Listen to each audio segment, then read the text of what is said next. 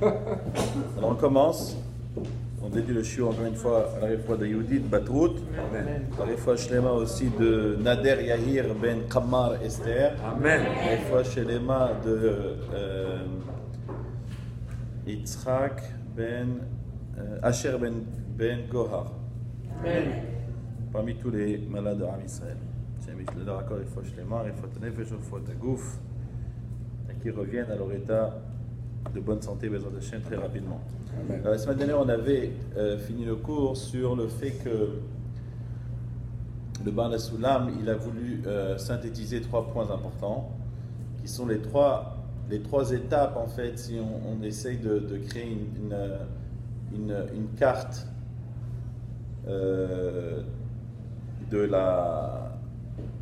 du plan de la création, et qu'en fait, on pouvait regarder les choses sous 3 angles différents.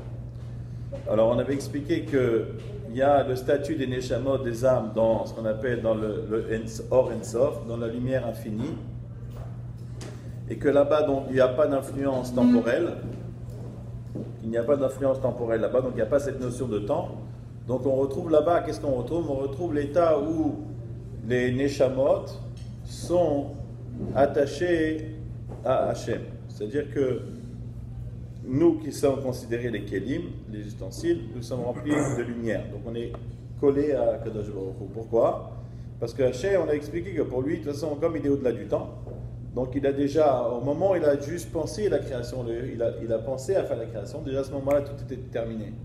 Donc on arrive à quelle étape? On arrive à l'étape où la réparation, le tikkun, il est déjà terminé. Donc ces neshamot-là, ils sont déjà collés à Kadosh Baruch Hu. Donc c'est comme ça qu'ils ont déjà fini leur mission. Ça, c'est l'état, ce qu'on avait dit, la première étape, l'étape Aleph.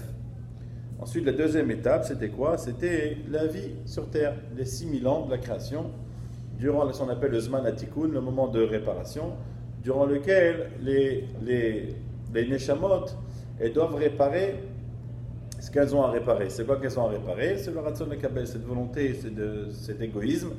Donc il fallait parcourir cette période-là pour arriver à ce qu'on appelle au tikkun. Ensuite, ça c'était la deuxième étape. Troisième étape, c'était quoi? C'était la post-réparation. C'est-à-dire une fois que tout a été réparé, et là qu'on revient ensuite au moment de la résurrection des morts, et que le tikkun d'An Neshama il est déjà terminé, et là on arrive à une autre étape, c'est le tikkun du gouffre, c'est la réparation du corps. Parce qu'on avait posé la question, pourquoi est-ce qu'on a besoin de la résurrection des morts? Si tu me dis que le corps en soi, c'est uniquement l'ego, c'est la Touma, alors pourquoi est-ce que tu veux faire ressusciter le corps? Il faudrait c'est justement que l'âme, puisque l'âme, c'est ça qui représente vraiment l'essence de l'homme. Donc parce que la Neshama, on a dit qu'elle, ce qu'elle cherche, c'est à influencer. Elle ne cherche pas à apprendre, elle ne veut pas être égoïste, elle cherche juste à influencer les autres. Donc on a demandé, mais pourquoi il fallait que le corps lui aussi revienne à la vie? On n'avait pas exactement terminé d'expliquer pourquoi c'était quoi l'idée, mais en tout cas, ça veut dire qu'après la réparation de la Neshama, il y a la résurrection des morts, et là il y a encore quelque part une deuxième réparation à faire, qui fait partie aussi du Ratzon d'Akadosh Baruch Hu, la Hashpia Nevra, c'est-à-dire que le plan originel de la création, de bien faire avec la créature, on rentrera dans les détails plus tard. Donc là, le Rav Ashlag, il veut mentionner, il met le point sur le fait que ces 3 statuts-là, donc un dans le Or Ensof, rappelez-vous, le premier c'est quand les Neshamot ont fini et elles sont attachées à Kadosh Baruch Hu, ça c'est le Or Ensof, c'est la première étape. Deuxième étape, c'est l'étape de la réparation, donc les 6000 ans de création. Troisième étape, c'est lorsque la réparation est terminée, et à l'époque lorsqu'on va arriver à la résurrection des morts. Donc il dit le Rav, lorsqu'on va arriver, on va regarder ces 3 étapes-là, on va comprendre que en fait ces 3 stades ne peuvent pas se passer l'un de l'autre. On ne peut pas les dissocier. Une oblige l'autre. Donc la première étape oblige la deuxième oblige la troisième, la première oblige la troisième, et la troisième oblige la deuxième. Et il va expliquer pourquoi. Tout est lié. Be'ofan, pas seulement lié, c'est indissociable. Be'ofan, she'im ayef shar she'itbatel mashu me'echad mehem, ayu mitbalim kulam. Pourquoi? Parce que si tu annules une des étapes, tout est annulé. Qu'il est machal, que par exemple, Imlo aya mitgale matzav ashlishi. Si la troisième étape ne se dévoilerait pas. C'est quand la troisième étape, on avait dit, c'était le moment où on avait terminé la réparation de la Neshama et le temps de la résurrection des morts. Qu'est-ce qui serait passé si on enlevait la troisième étape? Parce que la troisième étape, c'est la réparation de l'ego. Donc on change, on passe d'être égoïste à être un influenceur. N'est-ce pas? Donc l'opposé de l'égoïsme. Je ne sais pas comment on voit. Est-ce qu'il y a un mot pour décrire l'opposé de l'égoïsme? Altruiste. Très bien, c'est un très beau terme, j'adore ça. Donc, si tu me dis que maintenant, la troisième étape, c'est de passer de l'état d'égoïsme à l'altruisme, lo haya yachol latzet matzav harishon shebe'oren Sof Baruch Hu, שהרי לא יצא שם כל השלמות, אלא מפני שהעתיד להיות במצב השלישי כבר שימש בנצחיותו יתברך כמו הווה, וכל השלמות נסתיירה שם באותו המצב, היא רק כמו העתקה מהעתיד לבוא אל ההווה אשר שם. Nous on a dit que la première étape c'est dans le Or Ein Sof, dans la lumière infinie, et que dans la lumière infinie c'est extratemporel, donc on n'est pas du tout dans l'idée de la notion du temps et de la matière. Donc ce qu'il y a à ce moment-là, c'est-à-dire dans cette dimension-là, hors temps, si tu n'as pas la troisième, qui est en fait l'accomplissement de la réparation de l'égoïsme, tu ne peux pas retrouver la première étape. Puisque la première étape, c'est quoi? C'est le film entier. C'est-à-dire que tu as tout le film depuis le moment de l'idée du plan de création jusqu'à la finalité du plan d'Hachem. Donc si tu n'as pas la réparation qui est la troisième étape, tu ne peux pas l'avoir dans la première étape non plus. Donc, si tu dis que l'étape 1 elle contient tout, alors tu ne peux pas éviter la troisième. C'est inévitable. Vous comprenez ce que je veux dire? C'est-à-dire qu'on va dire que la première étape, c'est le film entier. C'est tout le film. Maintenant, si tu vas couper la troisième partie, d'accord? Le troisième tiers, je le coupe, tu ne peux pas le retrouver dans le premier. Parce que tout ce que tu retrouves en premier, c'est juste parce qu'on est hors temps. Et en fait, ce qui est là, tu l'as déjà ici. Mais si tu ne l'as pas ici, tu ne veux pas l'avoir ici non plus. Donc s'il est là, c'est obligatoirement qu'il est autre part aussi. Facile à comprendre, n'est-ce pas? Très bien. Ou mikol sheken, et a fortiori, beitbatel, mashu, mimatzav hasheni. A fortiori, si tu changes ou tu annules quoi que ce soit de la deuxième étape. Chez Sham Metziut Kolavoda, que là se trouve tout le travail qui, dans le futur, va être terminé. À quel moment? À quelle étape? À la troisième. C'est-à-dire l'étape où on a ce qu'on appelle la dégradation, ce qu'on appelle le kilkul, et la réparation. Alors, on a expliqué c'était quoi l'idée du tikkun. On a dit le tikkun, c'était en fait de transformer cette volonté qu'on a reçue, qui est l'essence même de l'âme. On a expliqué l'essence même de l'âme, c'était le ratson, le kabel. C'était cette ambition de recevoir, n'est-ce pas? On avait dit que maintenant, qu'est-ce qu'il va falloir faire? Il va falloir prendre cette volonté et au lieu de la tourner vers la touma, c'est-à-dire vers l'égoïsme, il faut le tourner vers influencer les autres. D'accord? Donc d'être pour les autres, pas être pour soi. Alors, ça veut dire quoi? Ça veut dire que la deuxième étape, c'est l'essentiel, c'est l'étape essentielle, on va dire, pour pouvoir arriver à la troisième étape. Sinon, on ne peut pas. Donc, de là, ils disent les Mekoubalim, que c'est très très très important de ne jamais oppresser, d'accord, ou opprimer la volonté d'une personne. Tant que ce n'est pas quelque chose, on va dire, si ce n'est pas quelque chose qui est contre la Torah, ou alors une volonté destructrice, c'est très important de laisser la personne exprimer sa volonté. Pourquoi? Parce qu'on a tous un ratson différent. Chaque personne, selon sa nature, elle va avoir une ambition différente, elle va avoir des envies différentes, elle va aspirer à quelque chose de différent. Maintenant, si toi, tu vas oppresser la volonté de cette personne-là, qui n'est pas nocive, ce n'est pas quelque chose de mal, mais tu vas l'oppresser et l'opprimer, qu'est-ce qui va se passer? Hein? Non. Même c'est bon, il va se braquer alors. Et ça va bien, c'est bien pire que ça. C'est que la deuxième étape qui est le shlav bête, toute l'idée c'est quoi? C'est justement, c'est de réparer tes volontés. C'est-à-dire que tu as une réparation à faire à travers ta volonté, qui représente un neshama. Donc si maintenant j'opprime la personne, qu'est-ce qui se passe? Elle ne va pas pouvoir arriver à la troisième étape. Maintenant, toute l'idée de la création, c'est qu'on doit passer par la deuxième, la troisième étape. Maintenant, si tu vas opprimer une personne et qu'elle ne va pas arriver à sa réparation parce que toi tu l'as opprimée, tu es en train de delay, tu es en train de retarder le tikkun du monde, parce qu'on est tous liés l'un à l'autre. Tous liés l'un à l'autre, comme ça il dit le Baal HaSulam dans son livre Matan Torah. Et il dit un truc extraordinaire. Il dit que, on l'a vu dans l'histoire, on a vu des peuples, on va dire des peuples, on va dire avancés, cultivés, puissants, qui vont oppresser des minorités. Ils vont oppresser des minorités. Et ils ne vont pas les laisser vivre leur culture, leur manière de voir les choses. D'accord? Il dit, et vous verrez qu'à travers toute l'histoire, à chaque fois qu'un peuple a essayé d'opprimer un autre et essaie de lui enlever son mode de vie ou alors sa culture, eh ben cette minorité a toujours pris le dessus sur la grande. Et a détruit la grande. Pourquoi? Parce qu'Hachem il ne peut pas laisser une chose pareille arriver.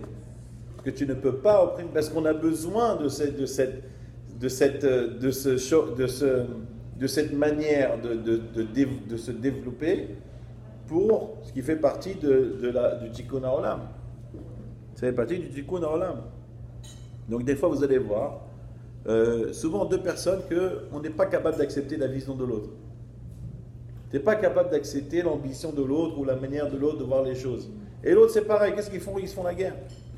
Ils vont essayer de se détruire l'un à l'autre. Alors c'est pas ça, le contraire, ce qu'il faut, c'est ne pas se mêler de l'ambition de l'autre ou quoi. On doit être là pour aider les personnes justement à finir leur réparation, à finir leur tikkun. Mais très souvent on voit ça avec les enfants. On a des fois des enfants qui veulent prendre une branche, on demande mais d'où est sorti celui-là? Il veut jouer à la trompette. Quelle trompette? Ton grand-père faisait de la bourra, tu dis, tu vas faire de la trompette. Eh bien si c'est pas quelque chose de nocif, ça veut dire que ça fait partie de son shoresh neshama. C'est-à-dire que lui, dans sa neshama, il a une volonté spécifique qui le tend envers là. Et là-bas, il va faire son tikkun. C'est là-bas qu'il va faire son tikkun. Vous comprenez? Ça ne sert à rien de les opprimer et dire ah non, mais ton grand-père était docteur.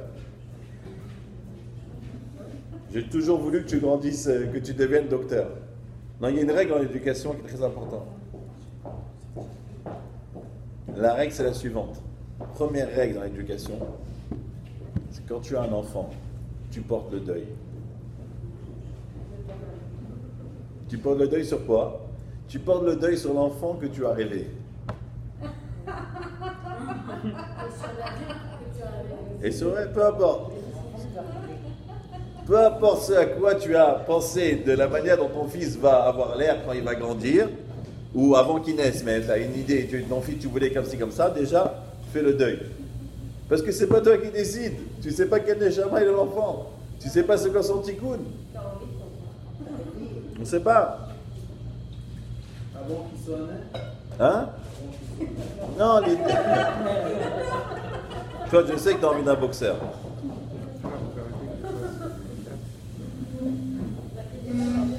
D'accord? Donc, puisque maintenant toutes les volontés doivent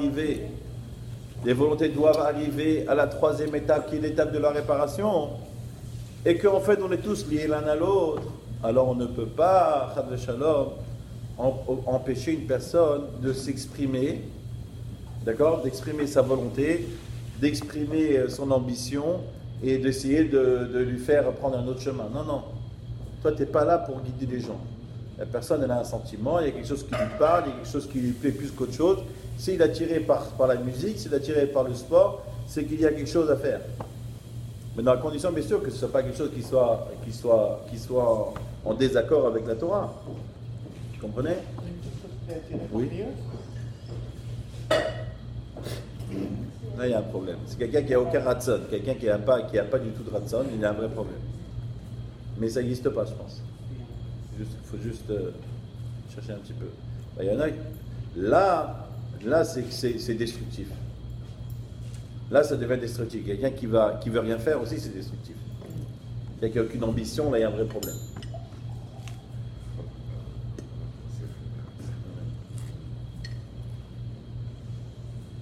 Maintenant, pourquoi on a expliqué la dernière fois que toute l'idée de ce qu'on appelle le kilkul, c'est-à-dire le moment où on doit réparer,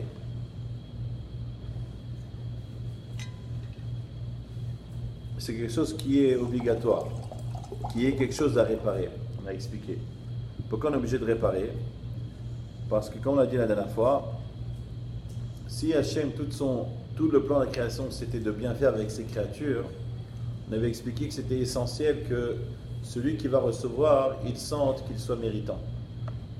Et quand on reçoit quelque chose gratuitement, c'est pas aussi gratifiant que quelqu'un qui a fourni un effort et qui va être récompensé. Pourquoi c'est quoi la différence entre les deux? C'est quoi la différence? Il y a un sentiment de honte. Il appelle ça Nahama de Kisufa, le pain de honte. Donc pour qu'il n'y ait pas le pain de honte, il faut que tu aies un travail à fournir, d'accord? Dans ce qu'on appelle dans ce monde de Olam Hamaaseh, afin d'être méritant et ne pas avoir ce ressenti de honte. Parce que quand Hachem il a rempli les kélim de lumière, c'était quelque chose qui était gratuit. Donc quand c'est gratuit, c'est pas agréable, c'est pas le même ressenti. Alors que quand tu fais un effort, c'est différent. Alors moi je me suis posé une question. Mais si Hachem il voulait nous donner et qu'on kiffe un maximum, tu me dis c'est quoi le problème que tu reçoives gratuitement sans effort? C'est quoi le problème? C'est que tu n'as pas fait, tu reçois la honte, la boucha. Alors pourquoi Hachem il a créé ce sentiment de honte? Qu'Hachem ne crée pas le sentiment de honte et il nous donne un gogo et on kiffe. Bah oui. Alors c'est quoi la réponse? C'est pour nous rendre méritant. Méritant. Mais tu dois être méritant pour que tu ne ressentes pas la honte. Mais Hachem, c'est lui qui a créé ce sentiment de honte. Donc s'il n'avait pas créé ce sentiment de honte, eh ben on n'aurait pas eu de problème de honte. Vous n'aurez pas eu le kiff de recevoir, peut-être. Pourquoi pas? Tout le truc du kiff de recevoir. Bah oui. Sans rien mériter. Ben parce que ce sentiment de honte, c'est lui qui fait que quand tu n'es pas méritant, c'est pas pareil. Alors ne crée pas de sentiment de honte et voilà. Vous savez c'est quoi la réponse? Et vous connaissez la réponse qu'on a déjà parlé. On avait dit que tout ce que le Neshama, le plus grand plaisir de la Neshama, c'était quoi? On avait dit. Et à quoi il aspire la Neshama? Hein? À être attaché à Kadosh Baruch Hu, n'est-ce pas? Maintenant, si à Kadosh Baruch Hu, nous on avait dit pourquoi la Kedusha, pourquoi il y a Kedusha et Touma, et que Kedusha c'est quoi? C'était que la lumière elle vienne, la Touma c'est quand la lumière, c'est ce qui fait partir la lumière. Pourquoi la Touma ça fait partir la lumière? Parce que c'est l'opposé comment on appelle ça? De la Tzura d'Akadosh Baruch Hu, de la forme d'Hachem. Parce qu'Hachem il est là que pour donner, pas pour prendre. N'est-ce pas? Donc si toi tu veux être attaché à Hachem, il ne faut pas que tu prennes. Maintenant, si je te donne comme ça veut dire que tu as reçu. Mais si tu travailles, tu n'as pas reçu. Tu mérites la chose. Ça ne s'appelle pas recevoir. Quand tu travailles et que tu reçois une paye, on t'a rendu aucun service, on est d'accord? Tu mérites chaque dollar que tu as reçu si tu as travaillé correctement. Mais si tu ne travailles pas, même s'il n'y a pas le sentiment de honte, mais ça s'appelle que tu reçois. Or, si tu veux te coller à Hachem, il faut que tu le reçoives un maximum. Et Hachem ne fait que recevoir, il ne peut pas donner. Il ne peut que donner, il ne peut pas recevoir. Donc toi aussi, si tu veux être collé à Hachem, parce qu'on avait dit que la connexion dans le monde spirituel, c'était par rapport à la ressemblance de la forme. Donc pour ressembler et être attaché à Hachem, il faut que toi, tu ressembles à Hachem. Vous comprenez? C'est pour ça qu'il y a cette réparation à faire.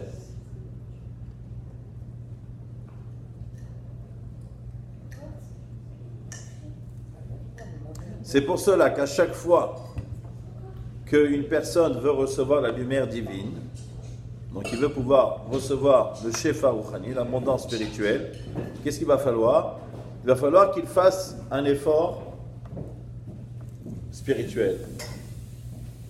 Et quand tu vas faire l'effort spirituel, là, tu vas recevoir, tu ne vas pas être considéré comme quelqu'un qui reçoit, d'accord? Tu vas passer ce qu'on appelle par le massar, par un écran. L'effort, c'est la mitzvah. L'effort, c'est le travail spirituel. Maintenant, il y a des choses qui sont permises que la Torah n'interdit pas, ce qu'on appelle klipat noga. Par exemple, manger, c'est permis. On a même une mitzvah de manger. Parce que la Torah ne demande pas de nous persécuter, parce qu'Hachem il est là pour donner. Donc comment faire pour recevoir quelque chose d'Akadosh Baruch Hu sans être considéré comme receveur? C'est en payant. Donc comment tu vas payer? Tu vas fournir cet effort spirituel. Chaque chose que tu vas faire, il y a des règles comment les faire. Donc tu peux recevoir une lumière, un plaisir, sans passer par ça, ce qu'on appelle Meshichat Or. On appelle attirer la lumière de façon directe. Sans passer par ce qu'on appelle Or Choser. En Kabbalah, ça s'appelait Or Choser. C'est quoi Or Choser? C'est une lumière qui est réflectée. C'est comme si qu'en fait, j'ai pensé à cet exemple de miroir. C'est comme si que toi, tu vas aller prendre maintenant, voilà, il y a un faisceau lumineux qui va arriver, et toi, tu as un miroir, d'accord? Et avec la lumière, tu vas le repasser vers, tu vas le diriger autre part. La lumière, elle arrive jusqu'à toi, d'accord? Mais après, tu vas la rediriger. Vous comprenez? Donc, si tu le fais de manière directe, sans fournir un travail, alors la lumière, elle arrive dans les kélim. La lumière, elle arrive dans les ustensiles. Mais qu'est-ce qui va se passer? Du fait que tu n'as pas fourni l'effort nécessaire, eh bien, ce qu'il va avoir, il va avoir un éclat. Il va avoir un court-circuit. Pourquoi il va avoir un court-circuit? Parce que le kéli qui est nous sommes le kéli, il faut qu'il soit adapté à ce qu'il va recevoir. C'est-à-dire, si maintenant je veux être collé avec Akadosh Baruch Hu, on a dit qu'il faut que ce soit de la même forme. D'accord? Il faut que ce soit de la même forme. Donc si maintenant je vais recevoir, j'ai un kéli qui n'est pas adapté, la lumière elle va arriver. Si la lumière elle vient dedans, mais qu'elle n'est pas adaptée, elle n'est pas compatible, la lumière ne va pas pouvoir rester. Qu'est-ce qui se passe? Court-circuit. C'est comme vous avez une lampe. Vous allez mettre un courant qui n'est pas adapté. La lampe, qu'est-ce qui va se passer? Elle va éclater. Ou elle va éclater, ou avoir un court-circuit, il va avoir un gros éclat de lumière. Chaque fois que l'électricité saute, bam, il y a une explosion. C'est quoi cette explosion? C'est le plaisir qu'un homme va ressentir dans ce monde. Quand il reçoit un plaisir, mais qui n'est pas adapté. C'est-à-dire que c'est un plaisir qu'on n'a pas fait dans la Gdusha. Donc, puisque maintenant ton kéli, ton réceptacle, il n'est pas adapté, il n'est pas la même forme que la lumière c'est Akadosh Baruch Hu.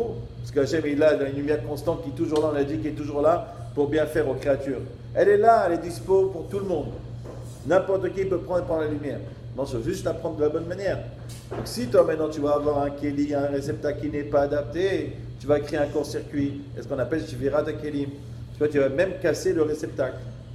Mais tu vas sentir un plaisir. C'est quoi? C'est ce court-circuit, cette explosion qui s'est passée, qui a été causée par la lumière qui est arrivée dans un kélim, mais qui a trouvé qu'elle n'était pas compatible, et elle va se sauver. Quand tu vas passer par le Or Choser, c'est-à-dire que tu vas utiliser ou tu vas recevoir pour les autres. Parce que si tu es pour donner, alors là c'est compatible, la lumière elle est là pour donner, toi tu es là pour donner, compatibilité absolue. Mais si toi tu es là pour prendre, que pour prendre du plaisir, et que l'autre il est là pour donner, donc c'est l'opposé absolu. Opposé absolu, boum, explosion. Tu vas avoir un plaisir. Mais ce plaisir-là, ce n'est pas un plaisir qui est spirituel, c'est un plaisir qui est momentané, qui n'est pas à l'infini. Et Hachem, lui, qu'est-ce qu'il veut? Il veut qu'on ait un plaisir qui est infini. Un plaisir infini, ça veut dire un plaisir qui est spirituel, qui est dur pour tout le temps, qui ne peut pas nous quitter. Ça, c'est la voda qu'on doit faire. Maintenant, à chaque fois qu'on va faire, on va prendre quelque chose que la Torah nous permet, comme manger, comme même avoir des relations.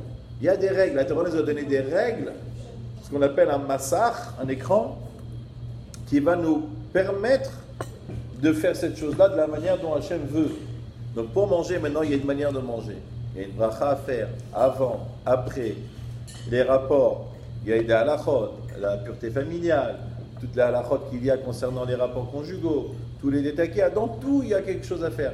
Pourquoi? Parce que là, vous ouvrez le Rambam, vous allez voir le Rambam, vous ouvrez depuis le début de Mishneh Torah jusqu'à la fin, vous allez voir qu'il y a un plan et un mode d'emploi en détail depuis la naissance d'un homme jusqu'à après 120 ans. En chaque moment de la journée, même aux toilettes. Il y a des halakhot, dans Orach Chaim, le début du Shulchan Aruch, comment se comporter aux toilettes, comment tu dois faire, la femme est lacée, comment tu dois t'habiller. Il y a un ordre pour tout. Pourquoi? Parce que justement, tu as besoin de ce massar. Tu as besoin de faire écran avec la Touma, tu as besoin de valider, de cachériser quelque part ta consommation. Donc chaque chose que tu vas faire, je vais te dire, voilà, tu veux que ça se passe bien comme il faut que tu agisses de la sorte. Il continue, le Rav, et dit comme ça.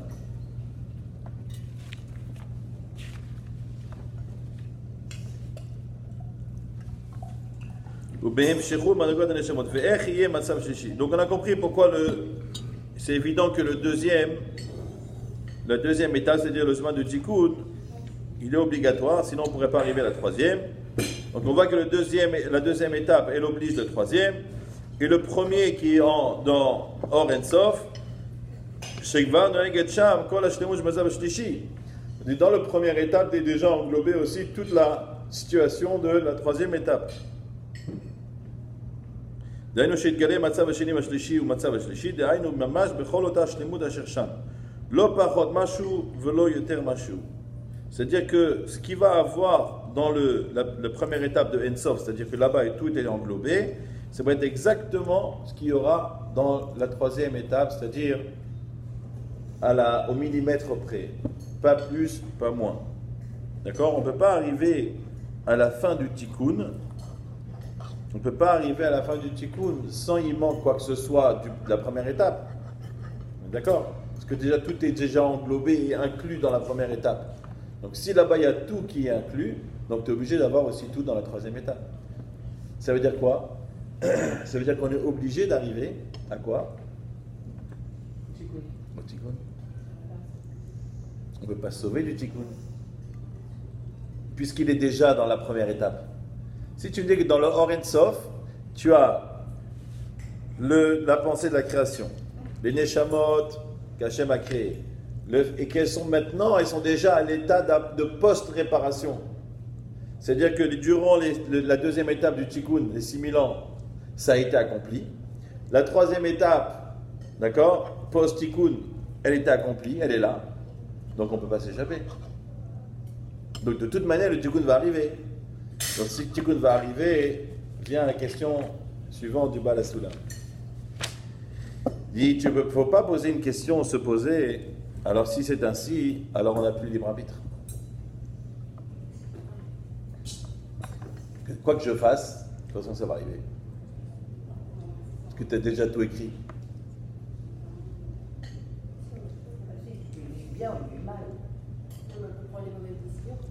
Oui, mais au bout du compte, la réparation, elle est faite. Chaque Neshama va avoir un Tikkun. À part quelques cas, parce qu'il y a écrit qu'il y en a qui ne vont pas se lever à la résurrection des morts. Ceux qui ne croient pas à la résurrection des morts, ils ne se lèveront pas. Ceux qui n'ont pas l'étude de la Torah, ils ne se lèveront pas. La Gemara, là, va être dans tous les détails.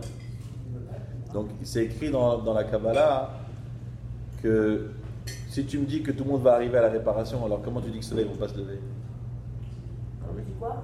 Si tu dis que au bout du compte, le monde va arriver à son tikkun, et que tu dis qu'il y en a qui ne vont pas se lever à la résurrection des morts, alors ils n'auront pas de tikkun, hein? Qu'est-ce qui va se passer? Alors, ils expliquent qu'en fait, ce qui peut se passer des fois, c'est qu'un tzaddik, il peut recevoir le neshama d'un rachat, et que lui le fasse la réparation de son tikkun à lui. Rabbi Nachman fait la réparation, non? Dis-moi, et si dans un corps, s'il y a un morceau d'âme qui a réparé, avec un tikkun, un morceau, mais dans une vie d'après, il a passé, dans quel corps il va venir? La neshama, si elle revient.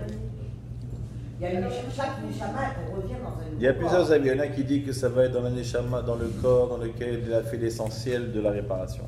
Mais il n'a pas parlé de la neshama elle est là. C'est une entité, la question dans quel corps elle va revenir. Ça, alors il y en a qui disent que ça va être dans le corps avec lequel on a fait l'essentiel du tikkun. Il y en a qui disent non, le corps avec lequel on a fini la réparation. Il y a plusieurs avis, on saura, Bezrat Hashem, quand ça arrivera. Donc il demande, donc on est obligé, puisqu'on est obligé de finalement d'arriver à la finalité qui est la réparation, d'arriver à la troisième étape, puisque de toute façon c'est déjà existant à l'étape 1 du Or En Sof, alors il n'y a plus de libre arbitre. Parce que quoi que tu fasses, tu vas y arriver. Au tikkun. Mais la manière de la Au tikkun. c'est ça, le libre arbitre. Oui, mais le tikkun, il va être fait. Si tu dis que tout ton but, c'est la réparation, donc quoi que tu fasses, tu vas arriver à la réparation. Le libre arbitre, un arbitre qui fait respecter les règles du jeu, c'est ça que le libre arbitre. Tu vas le vivre bien ta vie ou tu auras une Ok. vie bien parce que tu refuses de faire. Tu vas le faire. Non, c'est des choix, le libre D'accord, arbitre. donc que tu fasses les bons choix ou les mauvais choix. Ouais. Tu vas arriver à la réparation. Ouais. Alors, ça à quoi ça sert? Ça change quoi? Puisque la réparation, c'est d'être collé à Hachem. Joël, la réparation, c'est d'arriver au top du plaisir qui est d'être collé à Hachem. Et que tu me dis que de toute manière, il y aura la troisième étape. Et la troisième étape, on sait qu'elle va exister. Elle est obligée d'exister parce qu'elle était déjà dans l'étape première, qui inclut tout. Donc au bout du compte, on va tous y arriver. Alors il dit non. Il dit Benyan, qui est il y a deux chemins qu'Hachem a préparés dans la deuxième étape, qui est le monde de la réparation, l'époque de la réparation, qui est notre vie à nous.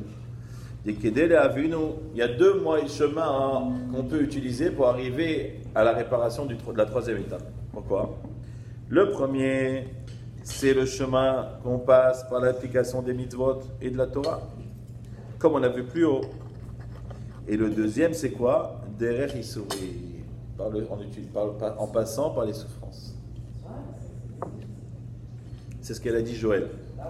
Asher Yisurim Be'atzma. Pour comment ça marche? Comment les souffrances amènent l'homme au tikkun?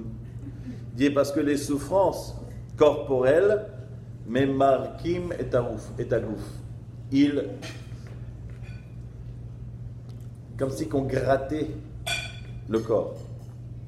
Memarek, quand on prenait une peau, il vous la ponçait. Ça ponce le corps. Pourquoi? V'yachichu otanu lebasof. Et les souffrances, elles vont amener l'homme, elles vont le forcer de transformer son égoïsme ou le kabel tsurat haratzon hashpia pour réparer l'égoïsme vers l'altruisme ou l'idabek bo yitbarach et d'être attaché à Hachem à la fin. Veu al derer shamur chazal, c'est comme ce que nos maîtres ont enseigné dans Sanhedrin. Im atem chozrin lamutav tov, qu'à la fin Hachem il a dit de toute manière la Géoula elle va arriver, la Mashiach elle va arriver. Maintenant, c'est quoi les options qu'on a? Si vous faites tchouva, Baruch Hashem, vous avez fait tchouva, on peut arriver, parce que de toute façon, il y a deux moments de la Géoula. C'est où on est méritant et on arrive à l'avoir avant ce qui a été prévu, ou alors, de toute façon, avant les 6000 ans, il y a un moment prévu maximum, qu'on ne peut pas dépasser. Qui c'est qui m'a envoyé aujourd'hui? C'est toi, Valérie? Il m'a envoyé qu'il disait qu'il restait 50 ans. Ouais, même pas. Parce qu'ils ont dit jusqu'en 2050. Pour l'humanité. Vimlav, donc Hachem a dit, si vous faites tchouva, Baruch Hashem, si vous ne faites pas tchouva de vous-même, Ani mamid lachem melech kehaman, je vais vous imposer un roi comme Haman Aracha. Ou Bal kochachem, et contre votre gré, vous allez faire tchouva. Vezé Shamu Zal, c'est ce que nos maîtres ont dit sur le Passouk à propos de la venue du Mashiach, Be'ita Achishena, à son moment, ou alors au moment qui a été Achishena, Achish, ça veut dire de manière rapide, ça veut dire devancer. Comme si que Hachem il avait avancé le temps. Donc si vous faites tchouva, vous êtes méritant, alors ça sera Achishena, on peut l'avoir avant le moment maximum prévu. Si on ne mérite pas, de toute façon, il y a un moment qui a déjà été dédié pour la fin, pour la venue du Mashiach. Et Hachem, il fera ce qu'il faudra pour que de toute manière, on soit prêt. Donc, ou nous, on fait tchouva de nous-mêmes, ou alors il va falloir passer de shalom par des souffrances. Combien de fois on peut faire Sans fin. Combien de fois La Gemara a dit, si tu as vu un Tamid Chacham, si tu as vu un scholar, un Tamid Chacham qui a fait une erreur, n'aie pas de doute sur lui, parce que au lendemain matin, il aurait déjà fait tchouva. Dire que tu vois, la tchouva, c'est quelque chose qui est sans fin. Alors, tant qu'on est vivant, pour faire des choses. Bien sûr. C'est vrai qu'il a écrit avec l'histoire, la fameuse histoire avec Rav Israël Salanter, qui revenait la nuit, il a vu la maison du cordonnier, il était très tard, et il a vu que la bougie était encore allumée. Quelle histoire? Elle était encore allumée. Alors il va, il lui dit, il tape à la porte, je lui dis, mais pourquoi tu travailles, c'est tard, il est 2h du matin. Il dit, écoute, tant que la bougie elle est allumée, on peut encore réparer. Kozman Shaner Doleg, Efshar le Taken. Rabbi Israël Salanter, il a pris cette phrase-là, il se l'a répété, tant que la bougie est allumée. C'est quoi la bougie? C'est La Neshama. Qui est Ner Mitzvah, Vetorah. On sait que c'est la Neshama, Ner Hashem Nishmat Adam, pardon. Ner Hashem, la bougie d'Hashem, c'est la Neshama de l'homme. Donc tant qu'elle est allumée, on peut réparer. Mais c'est logique. Parce que si on n'avait pas de quoi réparer, pourquoi Hachem il nous donnerait la vie? Il y a quelque chose à faire.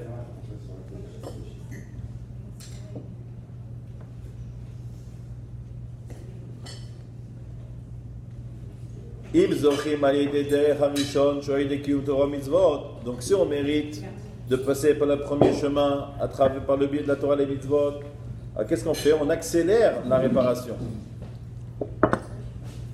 On n'a pas besoin de passer par des souffrances.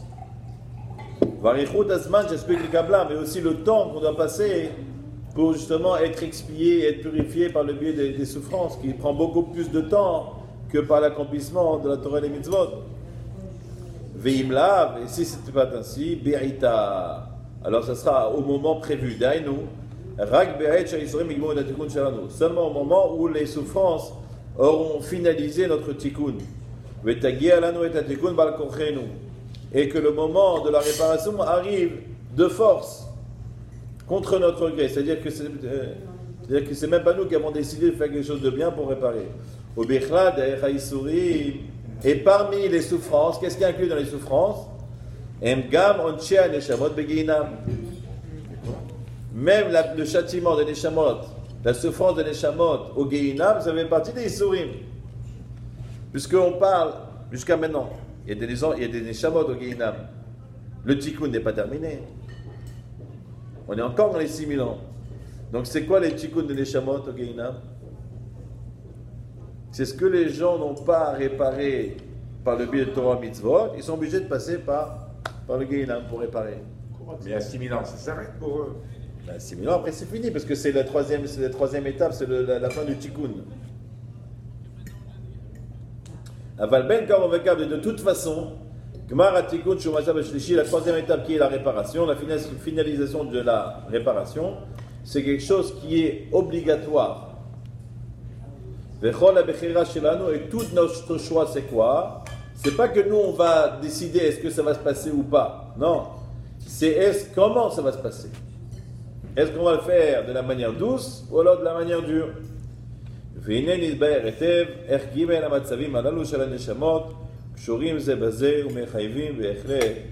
Maintenant, vous avez compris comment les trois étapes sont toutes reliées l'une à l'autre et elles sont indissociables. Okay. On va s'arrêter là pour le Bala Sulam et après on parlera un peu de Shavuot.